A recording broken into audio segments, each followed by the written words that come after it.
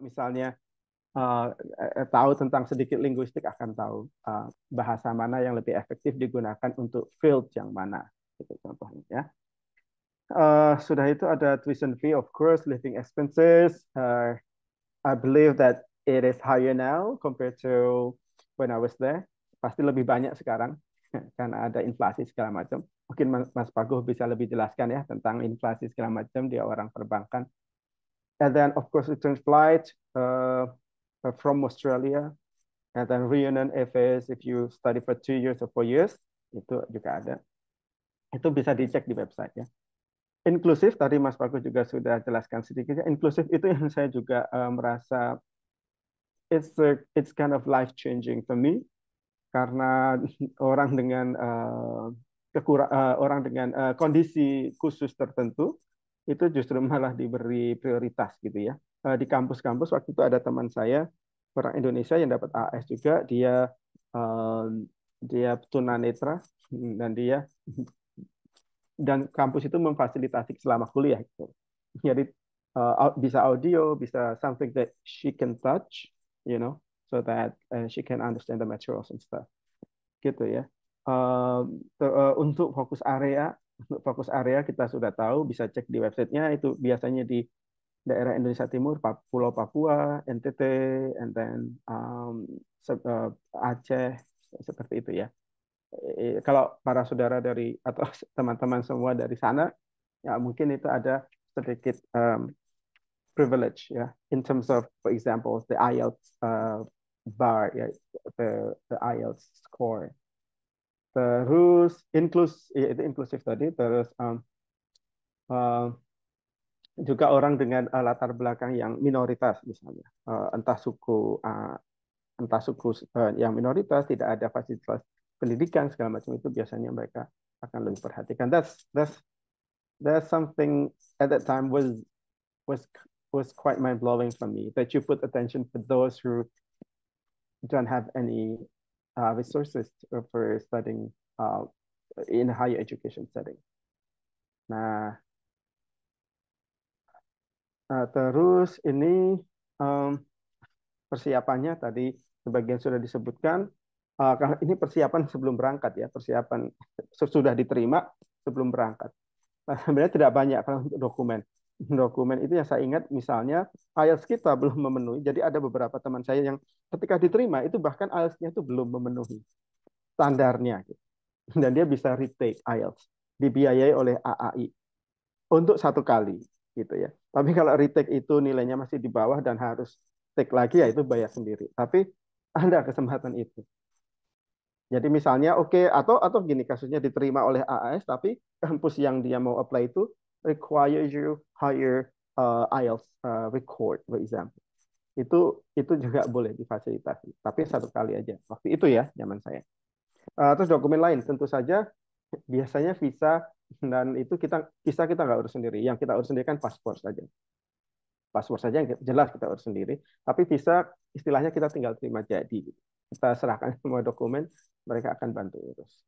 Tapi ya pasti dokumen-dokumen yang udah umum lah, semacam record, ijazah segala macam, itu yang perlu disiapkan. Nah, PDT tadi sudah dijelaskan juga oleh Mas Pagu. PDT itu fungsinya untuk mempersiapkan kita for for Australian academic higher education settings ya. Settingnya kan berbeda dengan kita. Cara berkuliahnya berbeda. Terus di sana ada IAP yang saya sudah jelaskan. Kemudian, karena saya studi di Monash, ini sedikit latar belakangnya ya. Waktu kita di sana, waktu PDT itu kita sudah diperingatkan sebenarnya. Bahkan diperingatkan ketika nanti kamu pulang lagi ke Indonesia, there's something that will happen to you. Maybe not for all of the awardees, tapi sebagian besar mungkin mengalami itu. Yang pertama itu masa honeymoon period. Ketika kita excited ya dengan banyak hal gitu ya, excited dengan banyak hal baru. Karena segala sesuatunya baru. Bahkan beberapa orang menemukan freedom yang baru. Hal yang di Indonesia tidak bisa dilakukan di sana misalnya. Tapi ada juga kebalikannya, hal yang tidak bisa yang bisa dilakukan di Indonesia tidak bisa dilakukan di sana. Jadi itu ada ini ya, itu sesuatu yang yang baru, yang menarik, karena kita biasanya pemburu beasiswa itu selain pengen studi, dia juga punya jiwa eksplorasi gitu ya. Dia pengen tahu, dia pengen mempelajari budaya baru, tempat baru gitu ya. Bahkan ketika sudah mengalami studi di Australia, mungkin dia akan setelah kembali ke Indonesia, mungkin dia akan berpikir aku mau lagi gitu ya. Itu sesuatu yang normal dan banyak orang aware dialami. Gitu ya. Kadang untuk alasan karir, tentu saja, tapi juga untuk alasan itu ada sebagian dari jiwa kita yang memang kita ingin mengenal sesuatu yang baru, excitement itu. Setelah honeymoon itu selama beberapa bulan, 2-3 bulan itu muncul nanti mulai crisis period. Itu awalnya biasanya muncul ketika kuliah sudah mulai. Saya masih ingat kuliah pertama itu, walaupun kita tahu bahasa Inggris, tapi kuliah pertama ini ngomong apa nih, dosen ini di kelas yang besar kayak stadion gitu di Monash. Ini ngomong apa, materinya apa itu. But after a week or two, then you will be familiarized with the language, right? For example. Bahasanya akan ya oke, kita paham sih sekarang gitu ya. So culture juga tidak hanya masalah bahasa, tapi juga how the thing works there in Australia ya. Harus nunggu bus segala macam, nggak bisa nyetop bus di sembarang tempat misalnya. Itu kan sesuatu yang mungkin kecil ya, tapi kalau kita lagi banyak tugas, frustasi, dan kita lagi keluar pintu, bisnya udah jalan, sementara bis setelahnya itu 1 jam setelahnya atau setengah jam setelahnya, itu cukup membuat mental issues in a way. Ya, apalagi kalau untuk Gen Z itu biasa mental issue itu sesuatu yang mereka sangat aware gitu ya. Beda dengan generasi kami dulu yang tidak terlalu. Kami itu maksud saya ya sudah cukup umur soalnya. And then everything's foreign, so you know, contohnya orang Melbourne, tidak semua dialami ya, tapi yang saya alami orang Melbourne itu ramah-ramah. Tapi tidak mudah juga untuk bisa masuk circle-nya, bisa jadi teman beneran. Most of the time, I got more friends who are Asians, gitu ya. Kebanyakan Asia, daerah Asia, Asia Tenggara. Itu lebih mudah, mingle misalnya. Education system juga different. Kita diberi keleluasaan untuk belajar sendiri. Misalnya beda-beda ya per fakultas. Kalau teman saya yang biomedical science di Monash itu dia pulang setengah 1 pagi, berangkat pagi, pulang setengah 1 di lab kemalaman dan berjam-jam di sana itu tiap hari. Jadi weekend itu bagi dia pokoknya dia nggak mau kemana, dia mau pergi keluar, mau lihat pantai, mau apa, gitu ya. Tapi kalau kayak saya yang di education and maybe some social science also, mungkin mereka akan kayak saya itu kan ada selalu tugas tiap hari, tapi ketemu face to face itu sekali dalam 2 minggu untuk satu courses. Jadi kalau 2 courses ya 2 kali dalam 2 minggu itu. Tapi bukan berarti tugasnya nggak ada. Tugasnya setiap minggu ada dan itu banyak gitu ya, capek juga. Kemudian mulai setting in ya, mulai terbiasa dengan sistem pendidikan, mulai biasa dengan sistem transportasi, makanan segala macam mulai biasa. Jangan dianggap sepele makanan ini ya. Karena um, Karena kalau yang kuliahnya sangat padat dan nggak sempat masak sendiri harus beli, sementara beli itu mahal, tetap harus hitung-hitung gitu.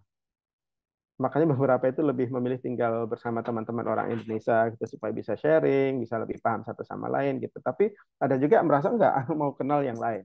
Jadi masing-masing orang beda ya preference. Karena juga mulai banyak teman, bukan hanya teman Indonesia, teman di luar Indonesia juga, sehingga itu mulai settling in ya, mulai nggak merasa sendirian, kesepian gitu ya. And then enter the crisis period number two, ya, krisis yang kedua gitu.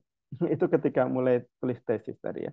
Tadi sudah dijelaskan oleh Mas Pak Go tadi ya, bahwa ada coursework, ada research gitu ya, nggak bisa switch ya, nggak bisa switch. Tapi kalau misalnya kamu coursework, kalau di Monash ya, kamu mau ambil tesis supaya bisa lanjut S3 juga nggak masalah, bisa.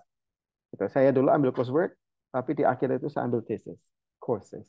Jadi ada seminar terus ada tesis gitu, supaya bisa kalau untuk open up the opportunities in the future if it happens for you to be able to PhD, then the door is open already gitu ya. Dan kamu tinggal melengkapi lainnya. Dan yang itu kemudian preparing for BFG ya, back for good, artinya kembali ke Indonesia, menyelesaikan studi, itu mulai agak merasa agak ya teman-teman sudah pada pulang. Kalau misalnya pulang terakhir itu yang paling kerasa. Kayak saya itu pulang paling terakhir teman-teman baik saya sudah pulang ke negaranya masing-masing, saya merasa sendirian gitu ya. Kadang. Saya masih ada sih beberapa orang Indonesia gitu. Tapi yang teman-teman hangout kita yang biasa kita rame-rame itu mulai kesepiannya mulai muncul. Yang terakhir ketika sudah balik ke Indonesia, nanti sangat merindukan Australia terutama di 3 bulan awal. Terutama waktu itu saya kembali Januari 2020 terus Maret itu COVID. Itu sangat-sangat eh, menyulitkan. Mengunjungi teman di sekitar Asia sini juga susah karena nggak bisa travel. Dan ada namanya reverse shock culture. Itu sudah diperingatkan sebelum pulang, itu dikumpulkan oleh AAS, nanti kamu akan mengalami reverse shock culture. Waktu itu saya nggak percaya, saya bilang, ini kan saya kembali ke negara saya sendiri. Pulang ke negara saya, ngapain saya harus shock culture lagi, itu kan negara saya. Tapi itu terjadi. Jadi saya takabur waktu itu. Ternyata itu terjadi. Uh, yang biasanya kita tertib nyebrang jalan terus kita tiba-tiba di daerah saya di Jakarta Pusat sini orang nyebrang sembarangan yang itu tuh was-was naik motor itu saya butuh 3 bulanan 3 bulan lebih untuk saya akhirnya kembali berani naik motor karena setahun itu nggak pernah naik motor lihat semuanya teratur gitu. Mungkin bisa ketawa kita ya misalnya ya ya masa sih gitu tapi satu saat alami sendiri baru kerasa gitu saya juga dulu juga ketawa ternyata benar itu terjadi terutama ketika di sana biasa menerima uang saku dengan jumlah besar, terus kembali ke sini kalau kerjaan kita juga oke, nggak apa-apa. Tapi kalau kerjaan kita lebih ke misalnya oke dalam artian salary ya, karena semua pekerjaan asal kita cinta itu oke.